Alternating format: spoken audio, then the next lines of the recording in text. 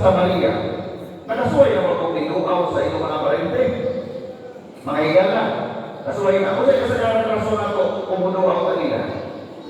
Mamumusta, kung na ay masakit, munuaw padre. Ano ba? Munuaw kay manukos. Hindi ba dahil?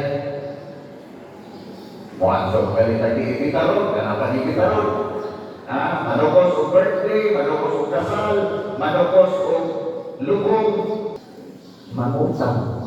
Luaw ni Maria, kung sa na ang rason ni Maria sa iyang pagluaw, tungod ba lang kay mamumusta siya ni Isabel, kaya mamalay isulong si Pangilyo, o manukos o bukas Maria, ini nga nung niluaw si Maria, tungod kay gusto siya na iyang ipaambit o i-share niya ang iyang kalipay nga gibati.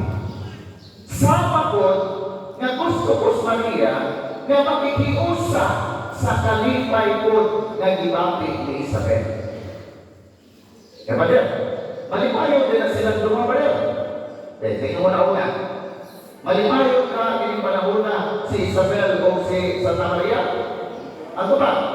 Kina! Nga mo yung matagang grabe sila ka malipayo. Pinagala kong rason. Tungkol kay silang duha nagsabak.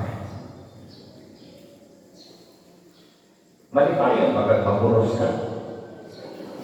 Depende. Mamatahan ko, diba ko yan? Isimba ko. Malipayo ka kung masabak. Pero kung nagsapat ka di sa saktong panahon o di sa saktong tao, mag-uol yung ka magsapat ka. Pero si Maria o si Isabel, grabe ang kalipay. Kung ang ilang kalipay, di makupnan sa kalipay sa mga nasina sa ordinaryong tao na magsapat. Nga naman ka na, una, arita ni Maria. Grabe ang kalipay ni Maria na mas buhay makatutong. Kaya no, nagsabat siya sa dili ng ordinaryo na tao. Nagsabat siya sa Ginoo. Ito niingon si Santa Isabel, ulahan ka sa tanang mga babae.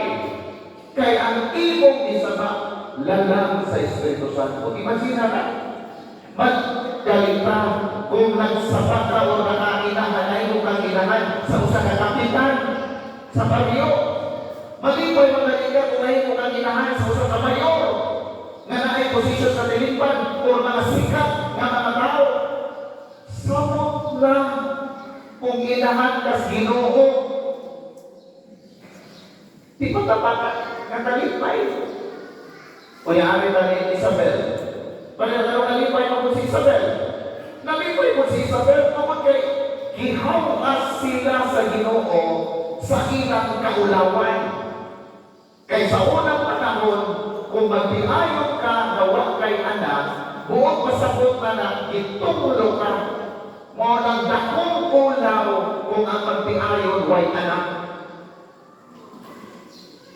Mo na naman ang inyo sa unang mga yun nga makaanak, aron walay kaulawan ang ilang kaminyoon. Di ba pareha karon? Dagan ang mga magbiayog karon? Na di naman ang tuloy maganak. Kaya naman, unahon ang ilang trabaho na disturbo o ng bata sa ilang mga trabaho. Dali na katukan abroad at kung gawas, daghan na mga ninyo, bisang Pinoy, di naman ang tuloy maganak. Kaya naman, trabaho.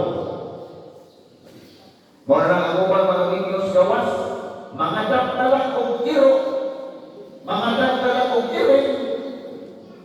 Kaya naman, mora na hinuho nilang anak-anak. Kaya pwede magbiyahan.